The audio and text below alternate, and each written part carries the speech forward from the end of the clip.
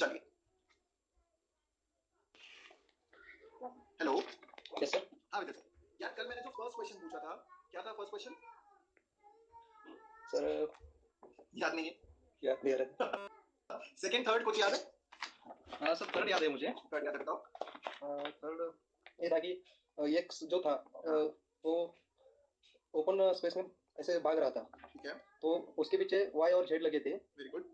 और Y Y Z जो थे वो एक्स फॉल कर जाता है विल में कूद कि मैं जाता है, बच जाऊंगा। कभी कूद हाँ, जाता कूद है, जाता बच जाऊंगा। हाँ, करेक्ट है। हाँ करेक्ट करेक्ट, ठीक हाँ है। हाँ।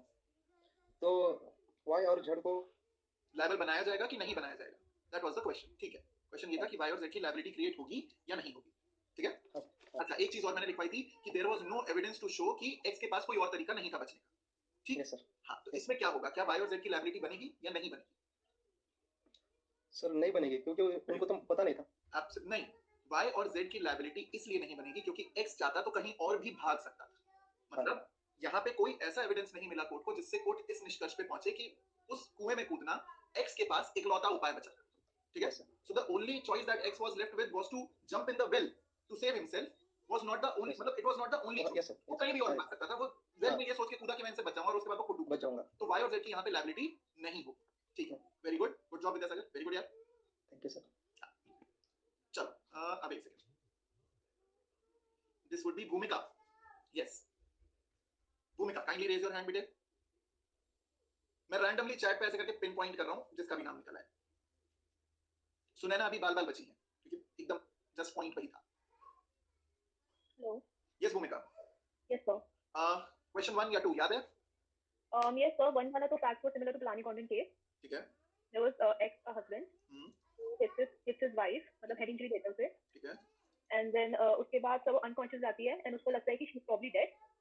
So just to hide that fact, वो उसको hang कर देता है कि ऐसा लगे कि suicide हुआ है. ठीक है। And sir, इसमें ताकि ex की liability क्या होगी, तो आपने दो cases बोला, एक तो Palani Condon and another one is Srinarayan. Correct. ठीक है। तो sir, as per Palani Condon case, तो उसमें तो कहा था कि ये either culpable homicide or murder, किसी के लिए भी liable नहीं होगा, it is grievous hurt. ठीक है, परफेक्ट। And since उसकी intention must be judged not in the light of the circumstances of the case, but what is right in what he is supposed to be the circumstances, what he supposed कि क्या circumstances होंगे उस time पे. And इसमें ये भी कहा था कि since उसको लगा she is already dead, तो कोई mens rea नहीं होगी इस case में. ठीक है। ठीक है। And sir, तो इसलिए इसके लिए grievous hurt कहा था. Sessions court ने murder कहा था, but high court ने फिर grievous hurt के लिए liable किया था. ठीक है। And then sir, another case is इसमें श्रीनारायण का sort of similar fact. एक पायर था, उसको जला दिया था, considering कि she is dead, मतलब to hide the fact कि उसको मारा है. ठीक है। तो उसको ये दिखाया था कि उसके हस्बैंड से लड़ाई हुई है एंड कोई डोमेस्टिक वायलेंस के केस में, उसने खुद से सुसाइड कर लिया, अपने आप को जला लिया. This is king emperor versus Shrinarayan. तो इसमें कोर्ट ने कल्पेबल होमिसाइड की लायबिलिटी बताई थी and punishable in 304 part 2. Correct, culpable homicide माना था. सो अभी करंट स्टेटस क्या है भूमिका? तो कल्पेबल होमिसाइड. करेक्ट, मतलब अगर ऐसा सिनेरियो क्रिएट होता है तो the person would be held liable for culpable homicide, क्योंकि even though the person might not have the requisite mens rea, मतलब इंटेंशन भले उस व्यक्ति का ना हो, उस व्यक्ति की knowledge would be knowledge. Right. अगर आप किसी व्यक्ति को पानी में फेंक दे रहे हो या अगर किसी व्यक्ति को जला दे रहे हो, तो अगर व्यक्ति जिंदा भी होता तो भी मर ही जाता. That's the point of it. Knowledge would work. Perfect perfect, great job. Very thank you sir. And second जो दूसरा फैक्ट था वो भी बता के जाओ एक बार प्लीज. फैक्ट क्या था? Sure sir. Yeah so there was a police officer, he had gone to probably arrest an offender. तो उसके पास एक लोडेड गन थी and that loaded gun was faulty. Okay. So while he had gone there to arrest the offender, उनके बीच में scuffle हुई and during that time जो loaded gun थी वो offender से touch हो गई and the police officer died there. ठीक है, बस बस बस बस. ठीक है. Okay. Okay. Great job. Great job. Thank you sir. Okay, perfect. That would B समीक्षा. पराली जलाने से इस पॉइंट पे मेरा वो आया है, कर्सर आया है. ओके.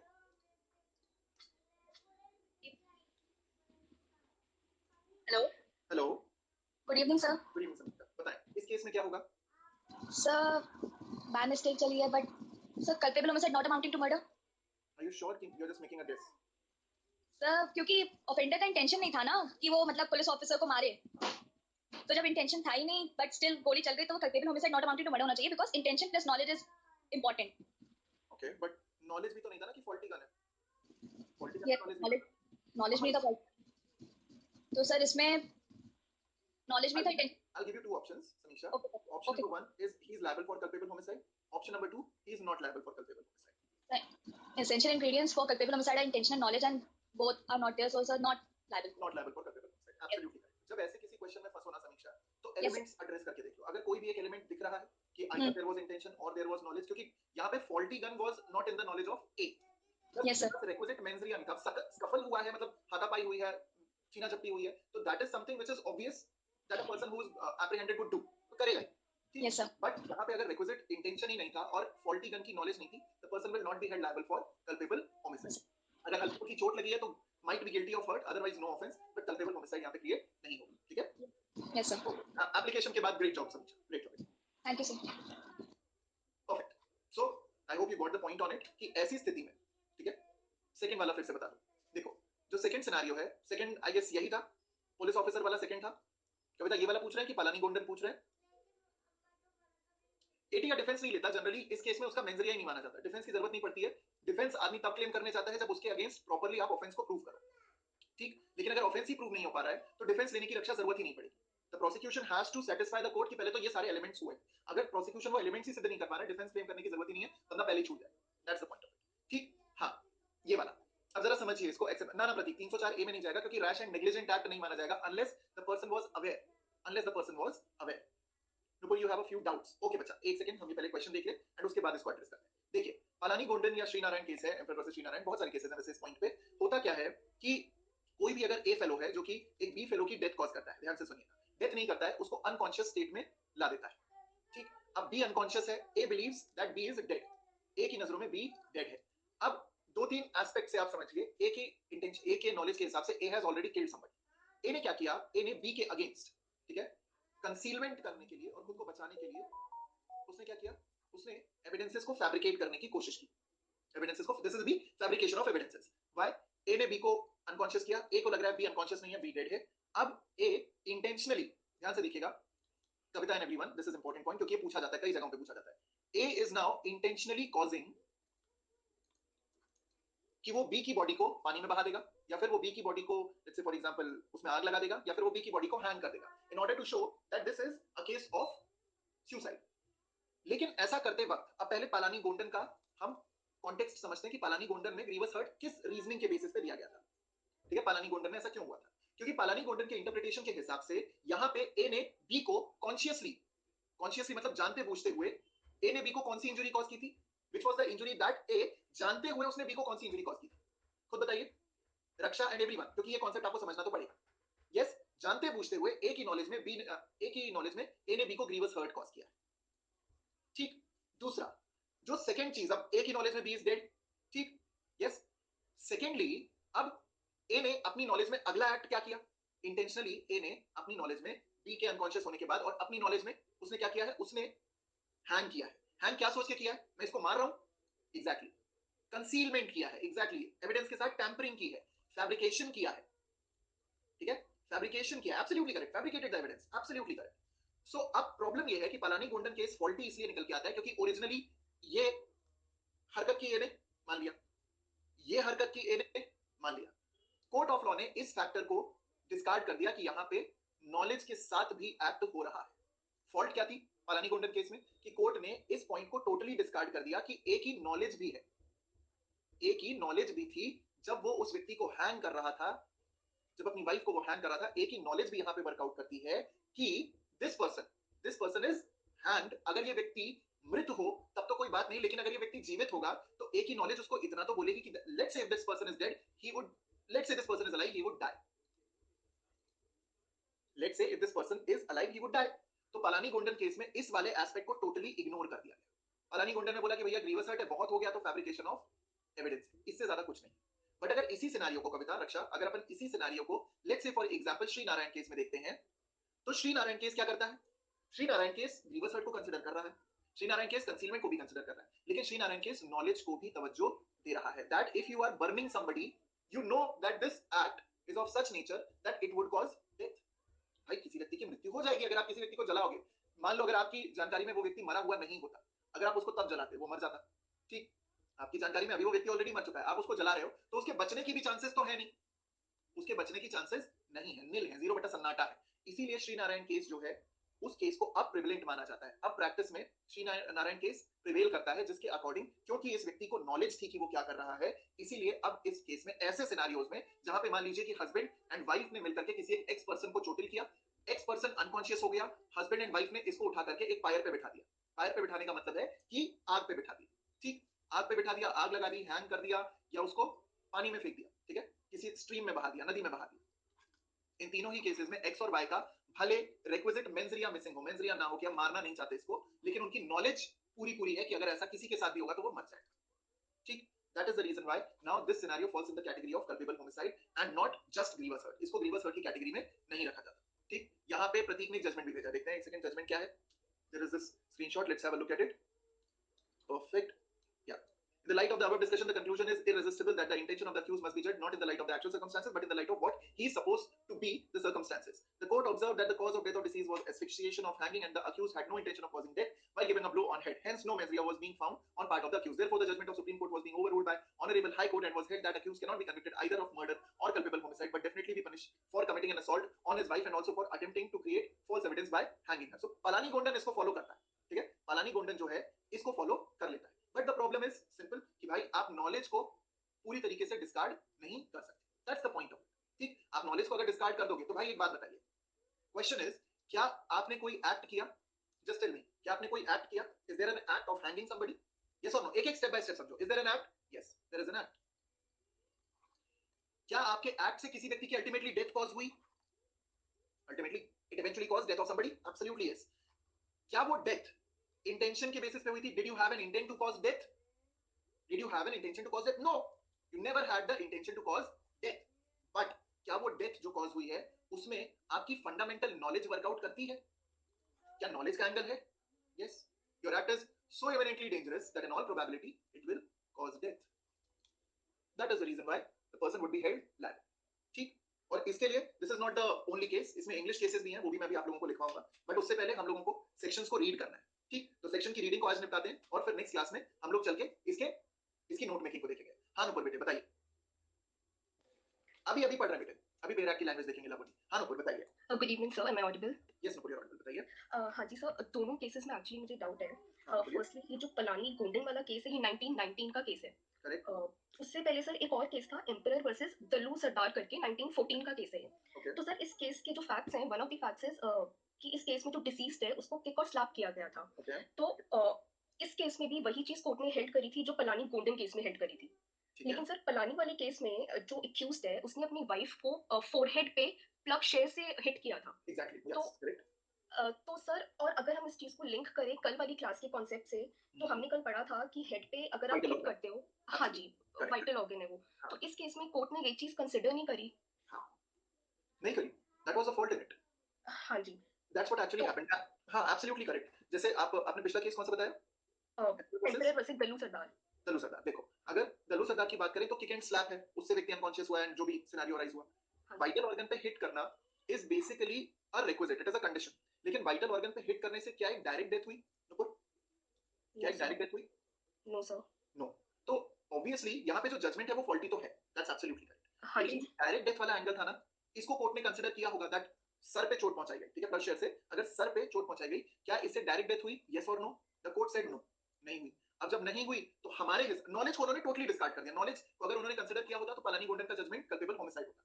नॉलेज को उन्होंने डिस्कार्ड कर दिया, उन्होंने कहा कि भाई यहाँ पे डायरेक्ट डेथ हुई नहीं। अब जब डायरेक्ट डेथ हुई ही नहीं है और वो एक सब्सीक्वेंट एक्ट की वजह से हुई है, अब दोनों एक्ट्स में फर्क क्या है। मान लो कि किसी व्यक्ति को, ठीक है, ये एक प्लव शेयर अपन कंसीडर करते हैं, ठीक, किसी व्यक्ति को इसी प्लव शेयर से सर पे मारो। अब जैसे ही आप उसको सर पे मारोगे, this is act 1, yes, yes, act 1 है। एक्ट 2 क्या है, व्हाट इज एक्ट 2, उसको हैंग कर दिया। उसको हैंग कर दिया, exactly, hanging is act 2, absolutely correct. But hanging यहाँ पे आपकी इंटेंशन क्या है, हैंग करने के पीछे इंटेंट टू कॉज डेथ है या इंटेंट टू फैब्रिकेट एविडेंस है, टू फैब्रिकेट एविडेंस। एग्जैक्टली, यही पॉइंट है। You have an intent but an intent to fabricate evidence, ये मेजर फॉल्ट है, ये मेजर फॉल्ट है कोर्ट का, क्योंकि उन्होंने इंटेंट टू कॉज डेथ उन्हें नहीं मिला, उन्हें दिखा इंटेंट टू फैब्रिकेट एविडेंस, लेकिन वो क्लॉज 1 और क्लॉज 2 के ऊपर गए नहीं। उन्होंने जो क्लॉज 3 है, जो नॉलेज को कंसीडर करता है, उसको कंसीडर ही नहीं किया, काउंट ही नहीं किया। अगर नॉलेज को कंसीडर किया गया होता तो फिर यहाँ पे मान लेते कि दिस वाज कल्पेबल होमिसाइड, जो कि श्रीनारायण केस में बाद में होल्ड किया गया। नुपुर, फंडा समझ आया? यस सर, यस ये sir, thank you. Your interpretation is absolutely correct, you connected it with Dallu Sardar ना, बहुत सही इंटरप्रिटेशन। मतलब एक्चुअली आपने उसका वो अपन कहते हैं ना सेक्शन का डाइसेक्शन, कॉन्सेप्ट का अच्छा डाइसेक्शन किया कि भाई वाइटल ऑर्गन पे लगा था, फिर क्या इशू आ गया, फिर क्या दिक्कत आ गई, फिर तो सीधे सीधे बन जाता जजमेंट। लेकिन उन्होंने मान लिया ना कि वाइटल ऑर्गन पे लगने से उसकी चोट थोड़ी ना हुई, हेड इंजरी से अगर डेथ होती तो अपन 299 का 1 या 300 का 1 देखते, या 299 का 2 या 300 का 2 या 3 देखते। उन्होंने कहा कि भैया इधर लगने से मरा ही क्या, वो तो एस्फिक्सिएशन से मरा, उसकी सांसें रुक गई, गर्दन टूट गई इसलिए मरा। हाँ जी, स्ट्रैंगुलेट करके स्ट्रैंगुलेट किया गया है, हाँ जी, दैट वाज द थिंग। ठीक, नॉलेज को डिस्ट्रैक्ट कर दिया था। ओके, ठीक है। और सर ये दूसरे केस में, श्रीनारायण केस में एक प्रिंसिपल दिया गया था, Yes. Doctrine of gross negligence.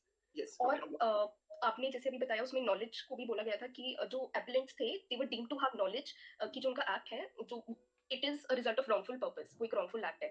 तो सर ग्रॉस नेग्लिजेंस और नॉलेज को किस तरीके से कनेक्ट करा इस केस में? हाउ डू यू कनेक्ट, ऐसे हालांकि आप लोग इस पे नोट मेकिंग करेंगे नुपुर, बट कनेक्टिविटी मैं शॉर्ट में बता दे रहा हूं, ठीक है, क्योंकि सेक्शन लीड करना है।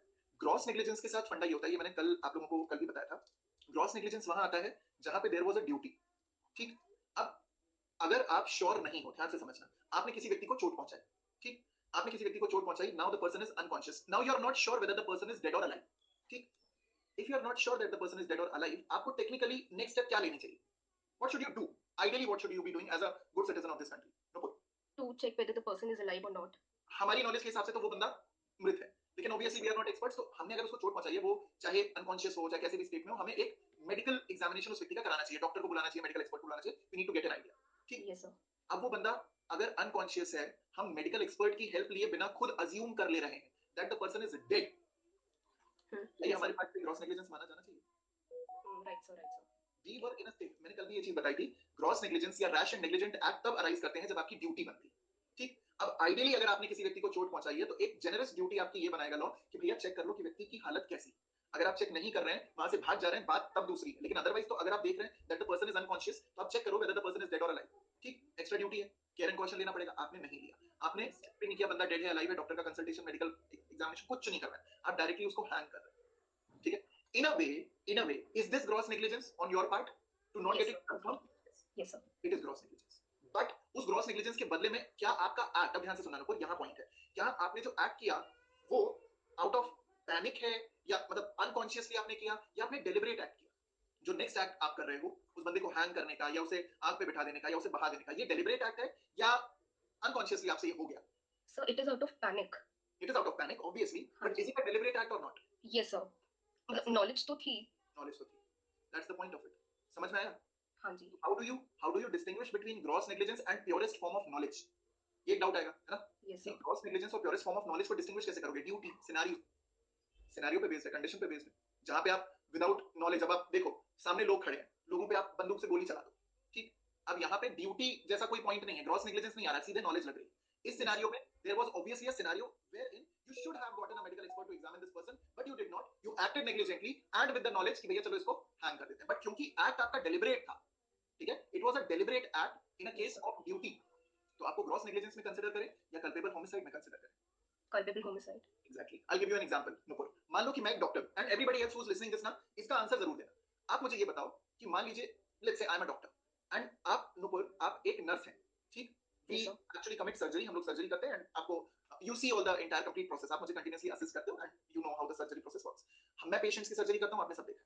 अब मान लो कि किसी दिन कोई पेशेंट आ गया, उसका मैंने गलत ट्रीटमेंट कर दिया, उसकी डेथ हो गई, ठीक, उसकी डेथ हो गई, I will be held liable, मैंने नेग्लिजेंटली एक्ट किया, I will be held liable under section 304A। Yes, sir. Yes, scenario number 2, कोई भी पेशेंट अगर बहुत ज्यादा इमरजेंसी की कंडीशन में आता है आपके पास, मैं हॉस्पिटल में नहीं हूं, you have seen the complete surgery procedure, you are not an expert in it, you have just seen the complete procedure, you try to do the surgery, is it your job to do? No, sir. Gross negligence तो यहां भी बन रहा है, but Yes, sir. You are under no duty to do it, आप पे कोई duty नहीं है, आपकी नॉलेज के हिसाब से आप वो एक्ट कर रहे हैं, लेकिन आपको मालूम है कि यू बीइंग अ नर्स, ठीक है, you being a nurse you are not qualified to do that, आपसे मिस्टेक हो सकती है, and the act is imminently dangerous, getting the point ऊपर? Yes, sir. Yes, sir. अब तुमने सर्जरी कर दी, बंदा मर गया, कहां लेके जाए तुमको? Culpable homicide, sir. Should be taken to culpable homicide for the simple reason कि तुम्हें नॉलेज थी, तुम्हारा एक्ट ऐसा था कि तुम्हें नॉलेज थी कि भैया मैंने प्रोसेस देखा है, but I am not an expert and neither I am duty, आप किसी को किसी भी हालत में देखो, are you duty bound to do it? No, sir. समझ में आया Nupur? Yes, and that's the reason इसकी punishment 304 part 2 में जाएगी। एग्जैक्टली, ये 304 पार्ट 2 में जाएगा। मर्डर नहीं करना चाह रहे थे आप, ऑब्वियसली हाँ जी। मर्डर नहीं करना चाह रहे थे, बट देयर इज अ लाइकलीनेस ना कि बंदा मर सकता है, भले आपने कितना भी सर्जरी का प्रोसीजर 1000 बार देखा हो, लेकिन you are not an expert to do that, no, आपसे गलती हो Yes, सकती है, गलती हो सकती है, ठीक? Yes, sir. Yes, sir. Thank you so much, sir. Yes, sir. It was pleasure talking to you, sir. Thank you so much. Most welcome. चलो, लेट्स रीड द बैरक्स को एक बार पढ़ ले, पलट ले फटाफट से, जल्दी से बता दो, हाँ बोल दो भाई, शर्मा मत, ठीक? डाउट्स? डाउट से यहाँ पे अगर डाउट्स आ रहे हैं ना, तो यहाँ पे तो डाउट्स पूछ सकते हो तुम लोग, क्योंकि कल्पेबल होमिसाइड के मर्डर के जो डाउट्स होते हैं ना, वो हर बार आप लोग ये देखोगे कि जितनी बार अपन culpable homicide and murder class में पढ़ेंगे ना, every time there will be something new, you will get something new. जो आपकी परसों की क्लास थी वो अलग थी, कल की जो क्लास थी वो अलग थी, आज जो तुम लोगों ने अभी अभी डाउट्स में देखा वो टोटली अलग। Every day you learn something, learn when you are studying culpable homicide and murder. So it's a pleasure. Now let's have a look at section number 299। पहले 299 को पूरा पढ़ लेते हैं। 299 अपन ने शुरू का तो रीड कर लिया था। इलस्ट्रेशंस को आई बिलीव आप लोग रीड कर सकते हैं, just give me thumbs up. Illustrations मैं आप लोगों को समझाने नहीं जा रहा हूं, वो ऑलरेडी पढ़े पढ़ा है, नॉट वेस्टिंग टाइम मिनट। ठीक, परफेक्ट, चलो एक्सेप्शन नंबर 1, explanation number 1 पे चलते हैं। What does it give us? A person who causes bodily injury to another who is laboring under a disorder, disease or bodily infirmity can thereby accelerate। यहाँ पे शब्द आपके लिए important है A, second में है T और थर्ड में है M, इसीलिए हम इसको ATM बोलते हैं। Explanation 1 accelerating, 2 is treatment, M is miscarriage, so ATM accelerate, treatment and miscarriage। So what do we have here? Or bodily infirmity and thereby accelerate the death of that other shall be deemed to have caused his death। एक person है जो कि ICU में है, उसको oxygen mask लगा हुआ है, आप जाकर के बोलते हो कि चल भाई ऑक्सीजन मास्क तेरा उतार के दे, ठीक, ऑक्सीजन मास्क आप उसका उतार देते। Have you accelerated his death? ठीक, क्या आपने उसकी डेथ को एक्सेलरेट किया है? यस भाई। वो व्यक्ति चलो मान लिया डेथ बेड पे था, वो मरता लेकिन 2 महीने बाद मरता, 3 महीने बाद मरता, आपने उसको आज मार दिया, you are liable, you will be held liable for that. एक मूवी आई थी सलमान खान की, द मूवी वाज क्योंकि, बहुत से ऐसे लोग होंगे जिन्होंने ये मूवी नहीं देखी होगी, हालांकि इसकी बहुत सैड एंडिंग है, एक्सट्रीमली सैड एंडिंग है इस मूवी की। मतलब इस मूवी में ऑलमोस्ट सब लोग या तो पागल हो रहे हैं या मर रहे हैं, ये होता है, ठीक है। Now in this movie Salman Khan जो है, ठीक है, सलमान खान जो है, इसका जो कैरेक्टर है, ठीक, इसका कैरेक्टर पागल हो जाता है, इसका कैरेक्टर पागल हो जाता है, पूरी मूवी मेंटल हॉस्पिटल में बेस्ड है, ठीक। अब पागल हो जाता है एंड उस सिनेरियो में होता यह है कि वहां पे एक डॉक्टर रहता है, ओमपुरी का कैरेक्टर रहता है, ओमपुरी डॉक्टर रहते हैं, वो इसका इस प्रकार से ट्रीटमेंट कर देते हैं जहां पे ये बंदा एकदम वेजिटेटिव स्टेट में चला जाता है। वेजिटेटिव स्टेट में जाने का मतलब ऑलमोस्ट डेड एंड रिकवरी के कोई चांसेस नहीं। तो उस पागल खाने में एक जो मेन डॉक्टर रहते हैं, अपना मेरा बच्चा है, मेरा बच्चा है, मेरा बच्चा, क्या नाम है उसका? मोती नहीं, ब्रूनो नहीं, व्हाट्स हिज नेम यार, शेरू, जैकी, हाँ जैकी, जैकी टाइगर के अब्बा, ठीक है, जग्गू दादा, मेरा बच्चा है तो, यस। ये डॉक्टर रहते हैं और सलमान खान को पहले से जान रहे होते हैं। ये क्या करते हैं, जब देखते हैं कि सलमान खान वेजिटेटिव स्टेट में पहुंच चुका है, ठीक है, वेजिटेटिव स्टेट में पहुंच चुका है, तो वो एक तकिया लेते हैं और सलमान खान को ऐसे तकिया उसके सर पे रख के उसकी सांसें रोक के उसे मार डालते हैं। अब वो बंदा मरता, ठीक है, that person would have died, but you by this act have accelerated his death. आपने उसकी डेथ को एक्सेलरेट कर दिया, you will be held liable for culpable homicide. आप कल्पेबल होमिसाइड के लिए लायबल हो जाओगे। अब कई लोगों का ये सवाल आएगा कि सर ये culpable homicide amounting to murder बनेगा क्या? ठीक है, हाँ, ये culpable homicide amounting to murder बनेगा। अगर कोई व्यक्ति कोमा में भी है, आपसे सहन नहीं हो रहा है, आपने उस व्यक्ति को कोई दवाई ऐसी दे दी, उसका ऑक्सीजन निकाल दिया, उसका जो ड्रिप चल रही थी वो निकाल दिया, वेंटिलेटर पे था मशीनरी निकाल दी, you have caused his death, ये मर्डर की ही कैटेगरी में आएगा, unless that person has got the right of passive euthanasia. Everybody has a right of passive euthanasia. अगर पैसिव यूथेनेशिया की पॉसिबिलिटी है, अगर वो बंदा लिविंग विल बना के गया हुआ है, तो अगर उस बंदे के पास, ठीक है, अगर उस बंदे की रिकवरी के कोई चांसेस नहीं है, तो ठीक, passive euthanasia, living will and recovery के देयर आर नो चांसेस। ऐसी स्थिति में उस व्यक्ति को पैसिव यूथेनेशिया दिया जा सकता है। इच्छा मृत्यु होती है, मर्सी डेथ होती है, पैसिव यूथेनेशिया होता है, किंतु ध्यान से समझिएगा, common Cause and others versus union of India का केस है, अराउंड 9 या 10 मार्च 2018 को आया था, 18 या 2018 को आया था, 9 या 10 मार्च 2018 का केस है। Common Cause and others versus union of India में यही चीज होल्ड कर ली गई थी कि भाई सिंपल सी बात है, पैसिव यूथेनेशिया, ठीक है, पैसिव यूथेनेशिया अलाउ कर दिया जाएगा, लेकिन उसके लिए प्रोसीजर बहुत लंबा है, there is a very huge procedure. तो अगर कोई व्यक्ति चाहता है कि मैं एक लिविंग विल लिख के जाऊं कि अगर कल को चल के मैं ऐसी वेजिटेटिव स्टेट में पहुंचता हूं, there is no chance of recovery, I shall exercise my right to die. तो Common Cause and others versus union of India के केस में राइट टू डाई को रिकॉग्नाइज किया गया था, ठीक है, 9 March 2018, thank you so much. Right to die को रिकॉग्नाइज किया गया था, and right to die, passive euthanasia, living will, these were the 3 highlights of Common Cause and others versus union of India, ठीक है। काफी बड़ा जजमेंट था, काफी हाईलाइट में आया, बहुत डिस्कशंस एंड डिबेट्स वगैरह हुई थी इस पे, इसीलिए डेट तक याद है। सो राइट टू डाई अगर ये रिकॉग्नाइज है, तब आप अगर ऐसे पूरे प्रोसीजर के बाद आप उस व्यक्ति की अगर सपोर्ट सिस्टम को रिमूव करते हो, तब ये मर्डर नहीं होगा, otherwise it will be considered in the category of murder. So any act by which you are accelerating the death of a person, वो बंदा मरेगा, आपने टाइम समझेगा, 3 महीने बाद मरेगा, तुम आज ही मार दो, culpable homicide amounting to murder, that's the point of it. ठीक, चलिए, what is the difference between active and passive euthanasia? Active euthanasia का मतलब होता है मारना, पैसिव यूथेनेशिया का मतलब होता है मरने देना। अगर कोई व्यक्ति वेजिटेटिव स्टेट में है, उसकी स्थिति आपसे देखी नहीं जा रही है, जैसे गुजारिश मूवी में हुआ था ऋतिक रोशन एंड ऐश्वर्या राय, ठीक, तो अगर एक्टिवली आप किसी व्यक्ति को मारोगे, तो उसके वेन्स में अगर आपने कुछ केमिकल्स इंजेक्ट कर दिए जिसकी वजह से उसकी मृत्यु होती है, तो आप एक्टिवली उसको मार रहे हो। आप उसको पॉइजन दे दो या कोई और केमिकल दे दो जिससे उसकी लाइफ खत्म करने में आपने कोई एक्ट किया है, ठीक, this is active euthanasia. What is passive euthanasia? Passive euthanasia मतलब आप उसको जो सर्विसेज दे रहे थे वो देना बंद कर दो। ठीक, आप उसको वो सर्विसेज देना बंद कर दो। It can be a service of life support, ठीक है, लाइफ सपोर्ट हो सकता है, ऑक्सीजन हो सकती है, मतलब भाई लाइफ सपोर्ट मेडिसिन वगैरह हो सकती हैं, and the person eventually dies. So ये लेट डाई होता है और एक्टिव यूथेनेशिया टू किल होता है। This was the doubt of Ananya. बेटे समझ में आया बच्चे? Ananya, did you get the point of it? Active euthanasia में आप कोई एक्ट करो, कोई इंजेक्शन दो, कोई पॉइजन दो, उससे व्यक्ति की मृत्यु हो, एक्टिव यूथेनेशिया। पैसिव यूथेनेशिया मतलब आप उसको मारो मत, आप लाइफ सपोर्ट सिस्टम और जो भी मेडिकेशन वगैरह उसका उसको धीरे-धीरे कम कर दो, खत्म कर दो। The person would eventually die. ये फर्क है। खैर, coming back to the point, explanation number 2 पे चलते हैं। Where death is caused by bodily injury, the person who causes such bodily injury shall be deemed to have caused the death, although by resorting to proper remedies and skillful treatment the death might have been prevented. Now there is a case, अब यहाँ पे बहुत सारे वैसे cases आते हैं skillful treatment वाला, but for example, ठीक है, ध्यान से समझिए, there is a point, there is a case, Pandit Parmanand Katara and others versus Union of India। ये आप लोग कॉन्स्टिट्यूशन में जब पढ़ते हो तो मैं यहाँ पे बहुत ज्यादा डिटेल में एक्सप्लेन नहीं करूंगा, but Pandit Parmanand Katara versus union of India का केस इज वेरी सिंपल। एक एक्स पर्सन था, स्कूटरिस्ट था, स्कूटर से जा रहा था, ट्रक ने उसको उड़ा दिया। एक भाई साहब, लोगों ने उसको उठाया, लोग उसको एक हॉस्पिटल में लेके गए, हॉस्पिटल वाले ने मना कर दिया, कह दिया कि भैया यहाँ पे प्रॉपर ट्रीटमेंट नहीं हो सकता। हॉस्पिटल 2 में गए, उन्होंने कहा कि भाई यहाँ पे भी स्किलफुल डॉक्टर्स अवेलेबल नहीं है। हॉस्पिटल 3 में गए, इन्होंने कह दिया कि भाई ये पुलिस का मामला है, पहले आप एफआईआर लिखवाइए, उसके बाद हम प्रोसेस करेंगे। ये लोग चौथी जगह जाते, तब तक वो व्यक्ति मर चुका था। इसके लिए पंडित परमानंद कटारा, जो कि एक सोशल एक्टिविस्ट थे, उन्होंने इवेंचुअली एक पीआईएल दर्ज की कि भैया ये क्या चल रहा है, आप पहले किसी व्यक्ति को फर्स्ट एड प्रोवाइड करेंगे या फालतू के प्रोसीजर करेंगे। Same as the movie Munna Bhai MBBS and wanted, कि भाई कोई व्यक्ति एकदम मरणासन हालत में है, आप उससे और उसके रिश्तेदार से पहले पर्चा भरवाओगे, पहले एफआईआर करवाओगे, तो ये गलत है। तो Pandit Parmanand Katara versus union of India में जस्टिस ओझा का जजमेंट है, उन्होंने ये होल्ड कर दिया था कि भाई देखो, रूल इज वेरी सिंपल, पहले आप बंदे को फर्स्ट एड दो, प्रोसीजर होता रहेगा। The first rule is you give that person a first aid. अब मुझे जरा एक बात बताइए, मान लीजिए कि एक गली है, देयर इज अ स्ट्रीट, ठीक है, ठीक, इसको अपन नाम देते हैं, लेट्स कॉल दिस छू मंतर गली, ठीक है, छू मंतर गली। अब छू मंतर गली में एक लड़का पहुंचा है, रॉन, ठीक है, एक लड़का है रॉन। रॉन को एक ड्रेको नाम का व्यक्ति चाकू से मारता है, ठीक है, छू मंतर गली में रॉन को ड्रेको नाम का एक व्यक्ति, ठीक है, चाकू से मारता है। रॉन के सारे दोस्त वहां पे पहुंचते हैं, Ron is bleeding obviously, Ron को लेकर के जाते हैं हॉस्पिटल, बगल में ही एक हॉस्पिटल था, उस हॉस्पिटल में लेके जाया जाता है। रॉन को लेकर के गए, हॉस्पिटल में ले गए, वहां पे कोई लेट्स से डॉक्टर अवेलेबल नहीं था, there was no doctor available, या फिर जो डॉक्टर अवेलेबल थे वो प्रॉपर्ली स्किल्ड नहीं थे, जिसकी वजह से रॉन की जान नहीं बचाई जा सकी एंड रॉन डाइड, उसकी मृत्यु हो गई। ठीक, क्या ड्रेको यहाँ पे ये डिफेंस ले सकता है कि भैया अगर सही डॉक्टर मिल जाते तो बच तो जाता ही? Can he take that defence? That is a crap defence, total crap defence. Can't take that defence, नहीं ले सकते आप ऐसा डिफेंस, क्योंकि भैया स्किलफुल ट्रीटमेंट होती तो बंदा बचता। अब ये कहां का भाई स्यापा है कि स्किलफुल ट्रीटमेंट ढूंढने जाए, हम किसी को स्टैब कर दें, वो व्यक्ति हॉस्पिटल तक पहुंचे, तब तक मृत्यु हो जाए, बोल दो कि भैया हॉस्पिटल 5 किलोमीटर ले जाने की क्या जरूरत है, 2 किलोमीटर पे दवाखाना था, वहां ले जाते, हो सकता है बच जाता।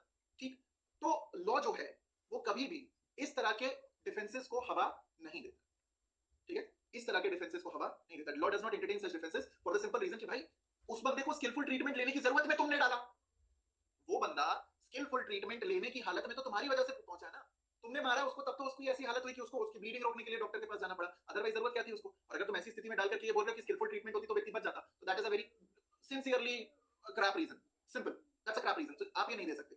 कौन सा सेक्शन रोकता है आपको? Section 299 explanation number 2, that's it. You cannot resort to if skillful treatment would have been resorted to, the person would have been saved. No, not possible. ऐसे नहीं चलता, this is not how the law works. ये सीधा सा फंडा है, this is how it works. Fair enough? Now इसको जरा समझते हैं। एक चीज ये भी देखिएगा, मान लीजिए कि उस बंदे को स्किलफुल ट्रीटमेंट मिल जाती है, let's say that person gets skilful treatment, अब डॉक्टर के नेग्लिजेंस की वजह से उस व्यक्ति की डेथ हो जाए, now the person is out of danger, but let's say कि डॉक्टर ने कुछ गड़बड़ की, कुछ नेग्लिजेंस किया, जिसकी वजह से व्यक्ति को टेटनस की प्रॉब्लम हो गई या कुछ सेप्टिक हो गया, जिसकी वजह से the person although he was already saved but the person died, उसकी हालत बिगड़ी डॉक्टर के एक्ट की वजह से और व्यक्ति मर गया। अब क्या होगा? What will happen now? You will be held liable for grievous hurt, obviously attempt to murder, and अगला पर्सन 304 ए में जाएगा। Got the point? समझ में आया? फंडा समझ में आ गया होगा आप लोगों को? दैट्स ऑब्वियस, मतलब ये मैं नहीं भी बताता तो अगर आप जज बनते तो इतना इंटरप्रिटेशन आप खुद कर सकते थे, इतना आपका लीगल सेंस जो है वो डेवलप हो गया, आपका दिमाग डेवलप हो गया। That's the point of it. ठीक, सो ये फंडा ध्यान में रखिएगा। अब चलते हैं एक्सप्लेनेशन नंबर 3 की तरफ। क्या बोलता है? The causing of the death of the child in the mother's womb is not homicide. अगर मदर्स वूम में, माता के गर्भ में, कोख में अगर किसी व्यक्ति को मारा जाए तो दैट इज नॉट होमिसाइड। उसको क्या बोलोगे अगर होमिसाइड नहीं है तो क्या है? अरे भैया मिसकैरेज नहीं बोलते उसको, miscarriage is legal terminology for abortion, या इट्स फीटिसाइड, भ्रूण हत्या कहते हैं इसको। बच्चे का जन्म हो जाए, ठीक, बच्चे का जन्म हो जाए, जन्मजात बच्चे को, यानी एकदम नन्हे मुन्ने बच्चे को अगर मार दिया जाए तो उसके लिए क्या शब्द यूज किया जाता है? उसके लिए क्या शब्द यूज किया जाता है? इन्फैंटिसाइड, इन्फैंटिसाइड। ठीक, बाल हत्या। अब इसके लिए कुछ और भी टर्मिनोलॉजी तुरंत मुझे ब्रेक नहीं करेगा। इन्फेंटिसाइड जो होता है, infanticide is equivalent to culpable homicide. मतलब बच्चा पूरा पैदा हो चुका है, ठीक, अब आप उसकी मृत्यु कारित कर दें, इन्फेंटिसाइड है, कल्पेबल होमिसाइड है, लायबल। फीटिसाइड भ्रूण हत्या है, ठीक, अब ये मिसकैरेज के थ्रू होता है किसी भी तरीके से ऑब्वियसली, तो that is foeticide but not culpable homicide. ठीक, रूल ये है, आगे अपन देखते हैं, the causing of the death of the child in the mother's womb is not homicide, but it may amount to culpable homicide to cause the death of a living child if any part of that child has been brought forth, though the child may not have breathed or been completely born. अगर मान लीजिए कि माता के गर्भ से उस बच्चे को बाहर निकाला जा रहा है, ठीक है, मतलब जब बच्चे का जन्म हो रहा है, तो जब उस बच्चे को माता के गर्भ से बाहर निकाला जा रहा है, तो उस वक्त अगर उस बच्चे को कोई ऐसी इंजरी कारित की जाए, ठीक है, भले से बच्चा अभी माता के गर्भ से पूरी तरीके से बाहर ना निकला हो, उसने अभी तक सांस ना ली हो, किंतु ओपन मतलब ओपन वर्ल्ड में उसने सांस ना ली हो, किंतु अगर उसको एक ऐसी इंजरी कॉज की जाए जिससे कि उसकी डेथ हो जाए, ठीक, तो ऐसी स्थिति में that would amount to culpable homicide. ठीक, मान लीजिए कि बच्चे का सर बाहर आया, अब ऐसी इंजरी कॉज कर दी कि बच्चे की मृत्यु हो गई, वो सांस नहीं ले पाया था अभी तक, मृत्यु हो गई, लायबल फॉर कल्पेबल होमिसाइड। बच्चे का पैर बाहर आया है, ऐसी स्थिति में अगर फिर ऐसी कोई इंजरी दी गई, भले से बच्चा पूरी रूप से बाहर अभी दुनिया में नहीं आया है, अम्बिलिकल कॉर्ड जो है वो कट नहीं की गई है, ऐसे में अगर किसी व्यक्ति की डेथ कॉज की जाएगी, कल्पेबल होमिसाइड। ठीक, फेयर इनफ। सो फंडा इज वेरी सिंपल, अगर माता के गर्भ से, ठीक है, माता के गर्भ से बच्चे के शरीर का कोई भी अंग अगर बाहर आ गया है, ठीक है, कॉर्ड काटने के बाद देखो, the child should be out of the womb of the mother, ठीक है, any part of the child, any body part of the child should be out of the womb, out of the womb मतलब दुनिया में आ जाना चाहिए, ठीक है, simple as that, fair enough. अब चाहे सर वाला हिस्सा हो, चाहे पैर वाला हिस्सा हो, जो भी हिस्सा बच्चे के शरीर का दुनिया में आ चुका है, अगर उस हिस्से पे किसी प्रकार की कोई इंजरी कॉज की जाए, किसी भी तरीके से कुछ ऐसा किया जाए जिससे उस बच्चे की मृत्यु हो जाती है, ये कल्पेबल होमिसाइड की कैटेगरी में आएगा। अब यहाँ पे शालू ने पूछा कि मर्डर क्यों नहीं है, मर्डर ही होता है बेटा, इसको कंसीडर मर्डर की कैटेगरी में ही किया जाता है, कल्पेबल होमिसाइड बोल रहे हो आप इसको, obviously this is murder, obviously this is murder. ठीक, दिशा, अब आपको फंडा समझ में आया बेटे? दिशा ने शायद रिपीट करने को कहा था। Disha, are you clear with the concept? ये मिसकैरेज मतलब अगर ये बच्चा पैदा ही नहीं होता तब इसकी डेथ कॉज कर दी गई होती, माता के ही गर्भ में मिसकैरेज होता। ठीक, यस, अगर कोई भी बॉडी पार्ट जो है वो आ चुका है तब डेथ कॉज की जाए तो culpable homicide and absolutely murder. Kriti Kriti Kriti Kriti क्या डाउट था? बेटा एक बार रीपोस्ट कर दे यार, शायद बहुत ऊपर निकल गया, बहुत रीपोस्ट मतलब बहुत ऊपर निकल गया, रीपोस्ट कर दो। Okay, perfect. सो ये हो गए आप लोगों के तीनों explanations, these are 3 explanations of section number 299। My dear students, पहले तो फटाफट से मुझे चैट बॉक्स में बताएं कि अभी तक जो भी पढ़ा वो समझ में आया। इसके बाद हमें सेक्शन रीडिंग ही करनी है और कुछ नहीं, just have to read the section. मैं सिर्फ पॉइंट समझाता चल रहा हूं and that is it, note making अपन लोग अलग से करें। यहाँ पे जिसने इंजरी की है वो लायबल है, हाँ ऑब्वियस, अरे जो इंजरी कर रहा है वही तो लायबल है, और कौन लायबल हो? अब वो डॉक्टर हो चाहे कोई भी पर्सन हो, that person may be doctor, may be anyone, that person would be held liable. Okay, clear, पक्का? चलो अब आगे बढ़ते हैं। नाउ मूविंग फर्दर, आगे जब हम चलते हैं सो आगे हमें देखने को मिलता है फीटिसाइड और मिसकैरेज डिफरेंट है ना। फीटिसाइड और miscarriage, foeticide is basically the terminology for the killing of a fetus. Miscarriage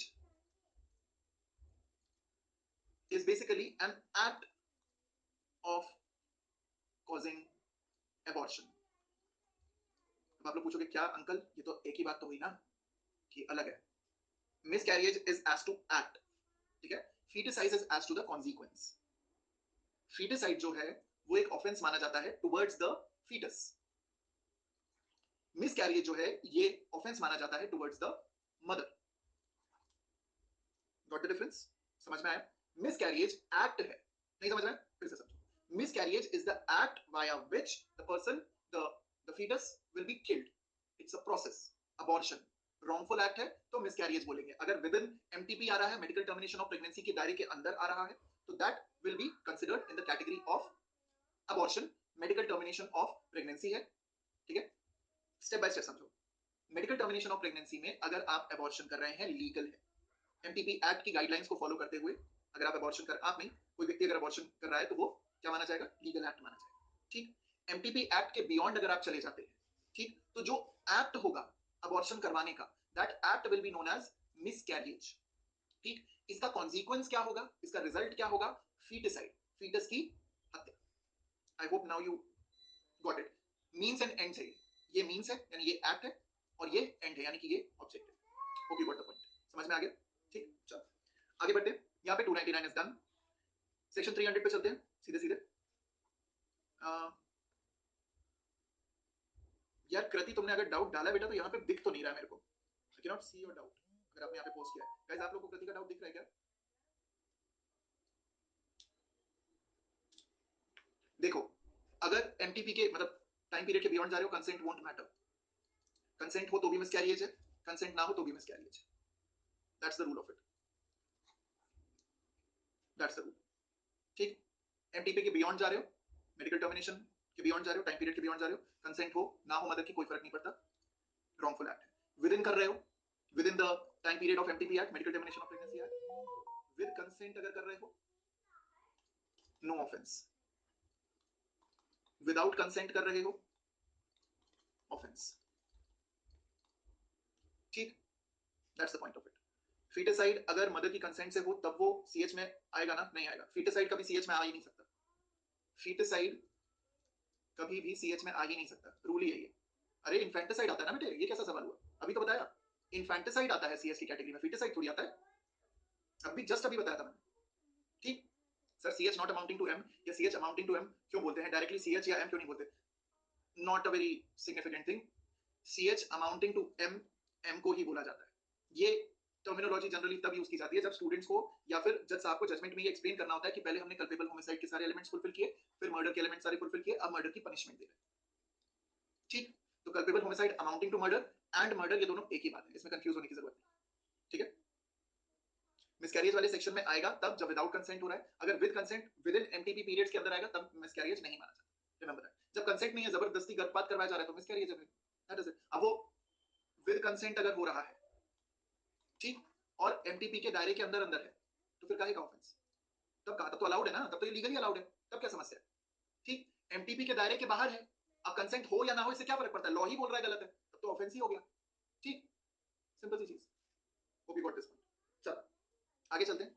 now murder, except in the cases hereinafter accepted, culpable homicide is murder if the act by which that death is caused is done with the intention to cause death, 299 का 1 ही है ये। और secondly if it is done with the intention of causing such bodily injury as the offender knows। यहाँ पे हम किस type की knowledge की बात कर रहे हैं? जनरल नॉलेज या स्पेसिफिक नॉलेज? ये पढ़ा चुका हूं, I don't need to repeat myself again and again and again। यहाँ पे हम जनरल नॉलेज की बात कर रहे हैं ऑफेंडर की या स्पेसिफिक नॉलेज की बात कर रहे हैं? जी, यहाँ पे हम उसकी स्पेसिफिक नॉलेज की बात कर रहे हैं। ऑफेंडर को पता है इसको यहाँ मारेंगे, इसको चोट लगेगी। ऑफेंडर को पता है कि ये व्यक्ति इस वक्त दवाई खाता है, इसी वक्त इसकी दवाई एक्सचेंज कर दो, दवाई की जगह पॉइजन रख दो, मरेगा। ठीक, specific special knowledge of the offender। Thirdly, if it is done with the intention of causing bodily injury to any person and the bodily injury intended to be inflicted is sufficient in the ordinary course of nature to cause death। आप सामने वाले व्यक्ति को intentionally ऐसी injury cause करना चाह रहे हो, ठीक है, इंटेंशनली ऐसी इंजरी कॉज करना चाह रहे हो जो कि ऑर्डिनरी केस में सफिशिएंट है, ठीक है, सफिशिएंट है किसी भी व्यक्ति की मृत्यु कारित करने के लिए, बात खत्म। आप सर पे किसी को बैट से मार दो, ठीक है, गर्दन पे किसी को लाठी से मार दो, शूट कर दो, ठीक, कट कर दो, स्वॉर्ड वुंड दे दो, मर जाएगा। That is your 300 part 3। Fourth, if the person committing the act knows that it is so imminently dangerous, act, अब देखो ये act से चलता है। If the person committing the act, intention से नहीं, act से चलता है। If the person committing the act knows that it is so imminently dangerous that it must, in all probability, must लिखा है, it may नहीं है, it must in all probability, in all probability। ये जो must शब्द है ना बेटा, यही फर्क डालता है culpable homicide और murder के बीच में। मस्ट इन ऑल प्रोबेबिलिटी का मतलब है कि व्यक्ति मरेगा, there is no chance by which the person can be saved. जैसे कि क्राउड पे गोली चलाना, लेकिन क्राउड पे शॉटपुट फेंकने से क्या मस्ट इन ऑल प्रोबेबिलिटी आ जाएगी? क्राउड पे शॉटपुट फेंकोगे तो क्या मस्ट इन ऑल प्रोबेबिलिटी जमेगा? नहीं जमेगा। That's the point of it, that's the complete rule. ठीक, ये फंडा है, दैट्स द पॉइंट। ठीक, यही है, समझना आप लोगों को बस। Fair enough. चलो आगे चलते हैं। illustrations को आप लोग एक बार देख लीजिएगा। and obviously commit such act without any excuse for incurring the risk of causing death or such injury as aforesaid। ठीक, अब आप कोई एक्सक्यूज नहीं दे रहा, कोई बहाना नहीं मार रहा। आंख बंद किया और क्राउड पे गोली चला दी, आंख बंद की, गाड़ी घुसेड़ दी भीड़ में, भाई कोई रिस्क, कोई रिस्पांसिबिलिटी, कुछ जरा सा कोई भावना आ रही है मन में? नहीं आ रही। अच्छा, लायबल, सीधे सीधे the person would be held liable for murder. ठीक, एक्ट है, एक्ट ऐसे नेचर का है that it is so obviously dangerous that it must in all probability cause death. कोई ना कोई तो मरेगा, एंड हम कोई बहाना नहीं बना रहे, कोई ना कोई मर ही जाएगा। दैट्स इट, ये है आपका फोर्थ पॉइंट। अब इसके बाद इलस्ट्रेशंस को आप लोग एक बार देख लीजिएगा। आगे चलते हैं। नाउ लुकिंग एट एक्सेप्शन, तो सबसे पहले एक्सेप्शन 1 को देखते हैं। When culpable homicide is not murder, exception 1 है ये, grave and sudden provocation. So culpable homicide is not murder if the offender was deprived of the power of self control. इसको हम लोग अलग से भी पढ़ेंगे, बट अभी रीड करते हैं पहले।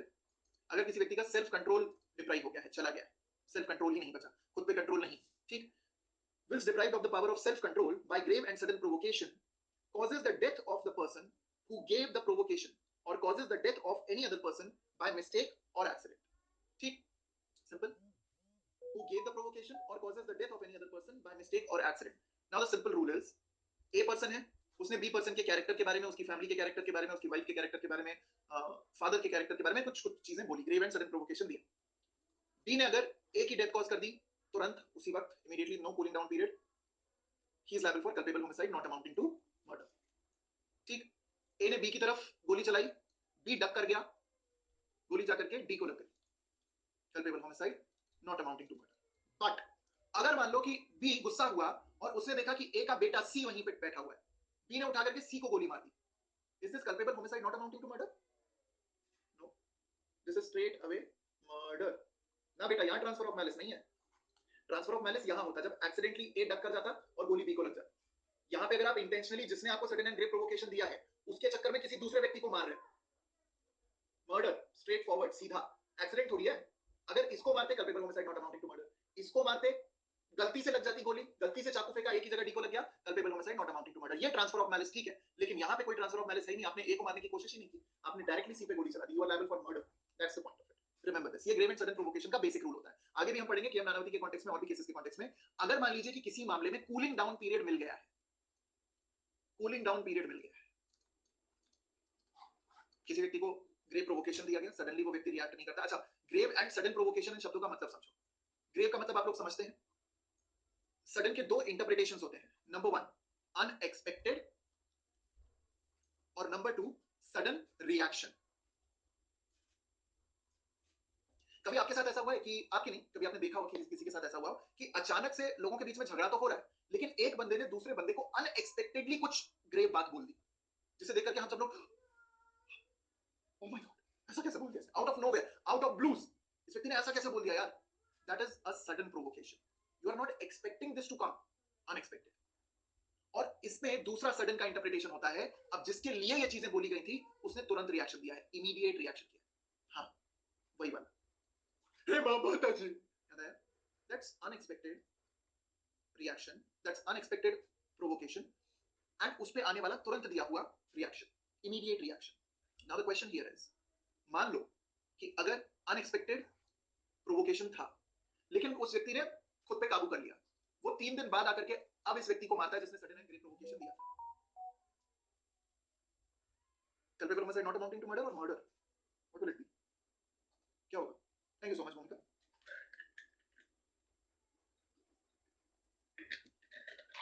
That would be murder. ये मर्डर हो जाएगा, क्योंकि जब तक ये दोनों एलिमेंट्स सडन के प्रूव नहीं होते, ध्यान से समझना, you need to prove both the elements of sudden. Grave plus sudden में यू नीड टू प्रूव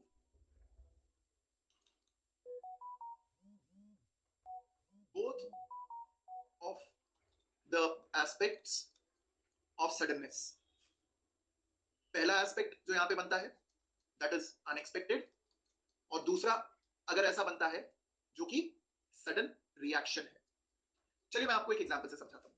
मान लीजिए कि किसी व्यक्ति को कुछ बोला गया, ठीक है, अगर किसी व्यक्ति को कुछ अपशब्द बोले गए, कुछ गाली वाली बकी गई, साले बोला फॉर एग्जांपल, साले, लड़ाई झगड़ा हो रहा है, ठीक है, साले बोल दिया गया, और ये ऐसा व्यक्ति बोल रहा है जो जनरली साले बोलता ही है, उसके मुंह से गाली निकलती रहती है, साले वर्ड और जितनी भी गालियां होती हैं वो बोलता ही रहता है. ठीक, एक बात बताओ, जब आप किसी व्यक्ति से रेगुलरली फाइट करते हो, रेगुलरली आपका आर्गुमेंट होता है, झगड़ा होता है, और आपको मालूम है कि वो व्यक्ति रेगुलरली दुनिया जहान की जितनी गालियां हो सकती हैं, उसने कैरी मिनाटी को ट्यूशन दिया है, बहुत गालियां देता है, कैरी मिनाटी, भुवन बाम, ये लोग उससे ट्यूशन लेके जाते हैं, इतनी इतनी गंदी गालियां देता है वो व्यक्ति, तुम्हें मालूम है. ठीक, एक बात बताओ, अगर तुमसे लड़ते हुए, तुमसे नहीं किसी से भी लड़ते हुए, अगर वो ऐसा कोई प्रोवोकेशन दे, ध्यान से सुनिएगा, अगर ऐसे कोई शब्दों का उच्चारण करे, तो क्या ये ग्रेव होगा? एक एक एलिमेंट पे जाओ, क्या ये ग्रेव होगा? सडन नहीं, सडन नहीं, क्या ये ग्रेव होगा? तुम लोग जो आंसर दे रहे हो वो सडन का आंसर दे रहे हो, सोचो, क्या ये ग्रेव होगा? अरे भैया, मानना कि कोई व्यक्ति खानदान को नहीं छोड़ता, सबको गालियां देता है, सबको बराबर से, लेकिन हमारे खानदान को क्यों दे रहा भाई? ठीक, सुनने वाले के लिए तो होगा ही ना ग्रेव, तो क्यों ग्रेव क्यों नहीं होगा? अब आप तुम दुनिया जहान में बोलते रहो, 10 गालियां देते जाओ, ठीक, बको गाली, लेकिन हमें अगर गाली दे रहे हो तो भैया हमें मालूम है तुम गाली देते हो, लेकिन हमें तो ग्रेव है. Yes, it is grave for us. But ध्यान से सुनना, गुस्सा तो आएगा एग्जैक्टली, बट ध्यान से सुनना, अगर हम उससे रेगुलरली लड़ते ही रहते हैं, हमें पता है कि वो व्यक्ति गालियां बकता ही है, तो क्या ये अनएक्सपेक्टेड, और उसने कुछ अनएक्सपेक्टेड बोला भी नहीं, ये जनरल गालियां देता रहता है, सडन मानोगे इसको? Will it be considered as sudden? Regular लड़ाई होती है, रेगुलर वो व्यक्ति अपशब्दों का प्रयोग करता है, रेगुलर वो खानदान पे जाता है, पिताजी पे जाता है, माताजी पे जाता है, भाई बहनों को गाली देता है, वाइफ को गाली देता है, रेगुलरली देता है, हस्बैंड को गाली देता है। ग्रेव है, सडन नहीं है। अब आप उसको जान से मार दो, will you get the benefit of exception? Will you get the benefit of exception? No, नहीं मिलेगा, बिल्कुल भी नहीं मिलेगा। You will not get the benefit of exception for the simple reason, तुम्हें ये पता है कि ग्रेव है ये, लेकिन अनएक्सपेक्टेड का है, तो रोज ही बोल रहा है बंदा, हर तीसरे दिन लड़ाई होती है, सेम ही बात बोल रहा है, अनएक्सपेक्टेड का है। अगर सेम चीजें वो कल भी बोल रहा था, महीने भर पहले भी बोल रहा था, साल भर पहले भी बोल रहा था, आज भी वही बोल रहा है, अनएक्सपेक्टेड का। ग्रेव हो सकता है, ग्रेव हर बार हो जाएगा, हर बार ग्रेव होगा, जितनी बार बोलेगा उतनी बार ग्रेव होगा, लेकिन सडन नहीं होगा। ठीक, नेक्स्ट एग्जांपल, नेक्स्ट एग्जांपल, मान लो उस व्यक्ति ने सडनली कुछ बोला, सडनली अनएक्सपेक्टेड उसने कुछ बोला, ठीक है, अभी तक वो बहुत बहुत गालियां देता था, बहुत गालियां देता था, लेकिन कभी भी, ठीक है, कभी भी आपको उसने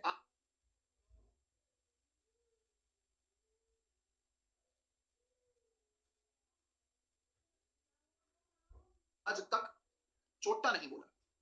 सारी दुनिया जहां की जितनी गालियां हो सकती थी सब दिया उसने, उसने आज तक तुम्हें चोट्टा नहीं बोला। तुम्हें चोट्टा शब्द से, चोट्टा शब्द से तुम्हें बहुत एकदम कतई तुम्हें तुम्हें चिढ़ है, आज बोल दिया उसने, चोट्टा बोल दिया, गाली वाली दे रहा है, सब सब सब ठीक है, चोट्टा कैसे बोला तूने? तेरी हिम्मत कैसे हुई बे चोट्टा बोलने की? है औकात है तेरा? ठीक है, 80,000 का मेरा जूता देख रहा है, इसमें तेरा घर जाएगा पूरा, चोट्टा बोलेगा तू? ध्यान सुनना, is it sudden provocation? Yes और no? Is it sudden, unexpected? Yes, unexpected, आप नहीं एक्सपेक्ट कर रहे थे उससे, कुछ भी बोलता, कुछ भी बोला था।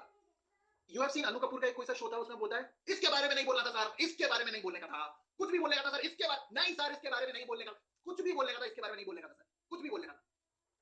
सडन है, सडन, अनएक्सपेक्टेड। बट नॉर्मल पैरालांस में अगर आप ये सोचो, क्या ये ग्रेट प्रोवोकेशन है?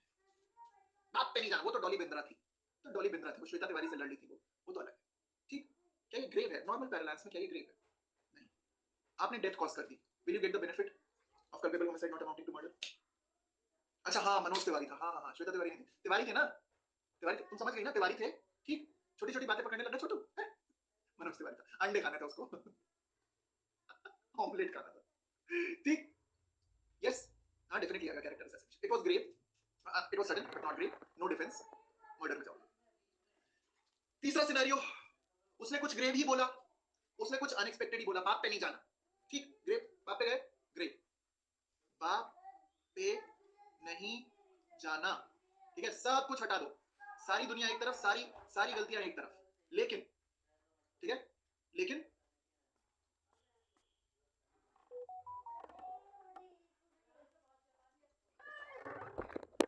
कुछ भी करने का था, बाप पे नहीं जाने का। सडन भी है, ग्रेव भी है। आपने क्या किया? अरे चोट्टा मींस वही ऐसे थोड़ा सा धोखेबाज टाइप का, ऐसा समझ, चोट्टा, बाप पे चले गए, बुरा भी लगा, हम चुप रह गए, हम 3 दिन बाद आकर के उस व्यक्ति को जान से मार गए। अब ग्रेव भी था, सडन भी था, अनएक्सपेक्टेड भी था, लेकिन reaction was delayed. Can the person get the benefit of sudden and grave provocation? Planning के साथ है, समझ में आया? ग्रेव एंड सडन प्रोवोकेशन, हाँ, की थी, कूलिंग डाउन पीरियड की बात की गई थी, कूलिंग डाउन पीरियड की बात, समझ में आया? ग्रेव एंड सडन प्रोवोकेशन का एक एक एस्पेक्ट समझ में आ गया। ग्रेव मतलब कैसे चलेगा, सडन मतलब कैसे चलेगा, सडन के दोनों एंगल्स कैसे चलेंगे, तीनों के कॉम्बिनेशन के बाद culpable homicide not amounting to murder मिलेगा, otherwise culpable homicide not amounting to murder नहीं मिलेगा, क्योंकि मर्डर के सारे एलिमेंट्स प्रूव हो रहे हैं, मर्डर के सारे एलिमेंट्स प्रूव हो गए, we are not giving you the benefit of culpable homicide not amounting to murder unless all the 3 elements of grave and sudden provocations are fulfilled, खत्म, ये नहीं होगा तो बेनिफिट नहीं मिलेगा, दैट इज इट। ठीक, अब वही बात है, कूलिंग डाउन पीरियड की बात क्या केएम नानावटी के केस में की गई थी, शॉर्ट में मैं बता देता हूं, उसके बाद जितने भी एक्सेप्शंस हैं वो ऑब्वियस ही चीज है कि भाई एक यहाँ पे भी किसने क्वेश्चन पूछा था, just a second, there was a big question, sir अगर कोई खुद प्रोवोक कर रहा हो, initiate and the person killed reciprocated with a grave and sudden provocation, ठीक है भाई, मैंने किसी व्यक्ति को प्रोवोक किया, ठीक है, फिर उसके बाद उसने मुझे प्रोवोक किया और मैंने उसे जान से मार दिया, मर्डर है ये। अगर grave and sudden provocation self sought है, मेरी ही वजह से उसने ग्रेव एंड सडन प्रोवोकेशन दिया, भाई मार्को मैत्राजी ने जिनेडिन जिडान के परिवार वालों को गाली दी, जिनेडिन जिडान ने पलट के और अच्छी गाली दे दी, ठीक, अब मार्को मैत्राजी जिनेडिन जिडान को मारेगा तो वो अग्रेसर हो जाएगा ना, वो तो अग्रेसर है, उसको क्या बेनिफिट मिलेगा, खेल खत्म। ठीक, और बात होती है केएम नानावटी की, ठीक है, बात होती है केएम नानावटी के केस में, तो केएम नानावटी का केस फैक्ट बहुत सिंपल थे, इनकी जो बीवी थी सिल्विया, सिंथिया, जो भी सिंथिया तो शायद रुस्तम में नाम है, सिल्विया जो इनकी नाम थी, ठीक, अब समझो जरा इसको। सिल्विया जो इनकी वाइफ थी, उनका वही प्रेम अहूजा या जो भी सिंधी गाया था उससे अफेयर चल रहा था, ठीक। वापस आए, लव लेटर्स पढ़े, उन्हें पता चला कि ऐसा कुछ हो रहा है। नाउ लव लेटर पढ़ना, जानकारी मिल गई, पता चल गया, ठीक। अब कूलिंग डाउन पीरियड है, there is a cooling down period. वो जाते हैं अपने अपनी बीवी को लेते हैं, बच्चों को लेते हैं, उनको कभी बताया जाता है नाना नानी के घर पे छोड़ा गया था, कभी बताया जाता है कि मूवी थिएटर के बाहर छोड़ करके आए थे, जो भी अपने लिए वो चीज रेलेवेंट नहीं है, ठीक। छोड़ गया, वापस आए, अपनी बंदूक ली, लेकर के गए, लाइसेंस रिवॉल्वर लेकर के अहूजा जी के घर पे गए थे, अहूजा पहूजा जो भी थे सिंधी थे, ठीक। वहां पहुंचे उन्होंने कहा कि भाई देखो, सीधी सी बात है, you have had extramarital relationship and sexual relationship with my wife, I got to know about this, will you marry my wife, will you marry my wife, ठीक। यस, मिस्टर अहूजा पहूजा जो भी थे, he said, do you think I will be marrying every other woman I sleep with? ये एक point था, ठीक है, ये एक पॉइंट था। He said कि इनको पता सब है, इनको जानकारी पूरी है। He said, do you think I will marry every other woman I sleep with?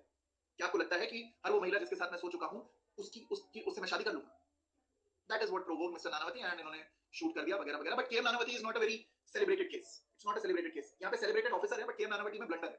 Blunder ये है क्योंकि KM Nanavati केस के साथ पंगा ये है कि भैया वो बंदा प्रिपेयर्ड गया था और आप उसको कम सजा दे रहे हो। और बिकॉज KM Nanavati जो थे वो he served mister Pandit Jawaharlal Nehru और फर्स्ट प्राइम मिनिस्टर। तो जो इनकी बहन थी विजयलक्ष्मी पंडित, who was the governor of Maharashtra, उन्होंने KM Nanavati को पार्डनिंग का बेनिफिट दिया था। इसकी स्टोरी लंबी है, बाद में डिस्कस करेंगे अपन इसको, ठीक। ये हुआ था, समझ में आया? मूवी में फालतू दिखा, ब्लंडर मूवी है, बकवास मूवी है, ठीक है, एकदम बकवास मूवी है, ठीक। टोटल रबिश मूवी, ठीक। वो मसाला के चक्कर में कि निकल के जा रहे हैं लोग, साइड से पुल बसा रहे हैं, ऐसा कुछ नहीं हुआ, ठीक। और वहां पे आपको सिर्फ सेशन ट्रायल दिखाया गया है, हाई कोर्ट ट्रायल नहीं दिखाया गया है। फालतू की मूवी है, बकवास मूवी। हम लोग देख के निकले थे, हमारा माथा खराब हो गया था कि इसी दिन के लिए लॉक किया था हमने कि तुम अंकल तुम आकर कैसे सिखाओ, ठीक। ऐसा नहीं होता है। और सिंपल सी चीज है, जॉली एलएलबी में वो जो चाटा वाटा वो सब दिखाया ना, डायरेक्टली लाइसेंस कैंसिल होता है। टाइम नहीं दिया जाता कि 24 घंटे का टाइम है, अभी भी मेरे पास 24 घंटे का टाइम है ना, अभी तो कुछ पल का तो टाइम है ना, 6 बजे तक तो। अरे अंकल, वो कोर्ट है, वो जज है, जबान से पोछा लगवा देगा, नहीं कर सकते आप ये सब, ठीक। Rule is very simple, fair enough. ये मैं नहीं बोल रहा हूँ, पार्डन माय लैंग्वेज, बट ये एक स्टैंड अप कॉमेडी का डायलॉग है। अगर किसी को बुरा लगा हो तो उसके लिए I am very very sorry as, ठीक। तो अगर आप ये क्लिप वायरल करने जाएं तो पूरी क्लिप लीजिएगा, ठीक है। इंटरप्रिटेशन जो होगा ना वो एजुस्टम जेनरिस का होगा, लिटरल इंटरप्रिटेशन करने मत जाए, ठीक। My dear students, just quickly let me know in the chat box, आज की क्लास में जो भी पढ़ा क्या वो समझ में आया, फटाफट से बता दो भाई। जो भी पढ़ा वो समझ में आया, क्लियर हुआ? क्रिमिनल जस्टिस में कहा 319 ऑफ इंडियन, वही है ना भाई, इन लोग को आता जाता है नहीं, ये लोग ढंग के लॉयर्स हायर कर नहीं पाते, ढंग के एक्टर्स हायर कर लेते हैं, कोई सेंस नहीं है, कोई सेंस नहीं। कुछ जगहों पे सही होते हैं बट बाकी जगहों पे बकवास, ठीक। हाँ, तारीख पे तारीख, तारीख पे तारीख, तारीख पे, अरे अंकल तुम्हारी तारीखें बंद हो जाएंगी, समझ नहीं पा रहे हो तुम, कांट डू दैट, कोर्ट है वो, there is a decorum that you need to maintain, समझे? चलो छोड़ो, फेयर एनफ। ओके गाइस, चलो हाँ, दृश्यम 2 का ट्रेलर देख लिया। 18 नवंबर को फर्स्ट डे फर्स्ट शो भी देखने जाएंगे, पहले ही बता दे रहे हैं। अगर 18 नवंबर की सुबह कोई क्लास ना हो या शाम की कोई क्लास ना हो या बीच में दिन का टाइम, तो अगर हमें मिल गया, अगर क्लास हुई तो क्लास लेंगे डेफिनेटली, बट क्लास लेने के बाद जाएंगे, यस। जो भी पहला शो हमारे लिए पॉसिबल होगा वो देखेंगे जरूर। क्यों? क्योंकि बच्चों से पहले नहीं देखनी, आई मीन बच्चों से पहले ही देख लेनी है, वरना बच्चे आकर के बताएंगे क्या दृश्यम 2 प्राइम वीडियोस पे देखी हुई है, तो ऑलरेडी स्टोरी में अगर वो लोग कोई चेंज नहीं करते हैं, so we know the climax, ठीक है। चलो यार, let's wrap up today's lecture, आज की क्लास समाप्त करते हैं। आई होप आज की क्लास में आप लोगों ने जो भी पढ़ा वो आप लोगों को समझ में आया। This is me Shobha, signing off, tata, bye bye, take care, good evening, बेला चाओ। फटाफट से ट्रायथलॉन में आओ क्योंकि वो भी जीवन का एक महत्वपूर्ण अंग है, एक हिस्सा है, 15 मिनट में, and that's it, tata, bye bye, take care, good evening, बेला चाओ, ट्रायथलॉन में आओ, एंड जय हिंद, ठीक है।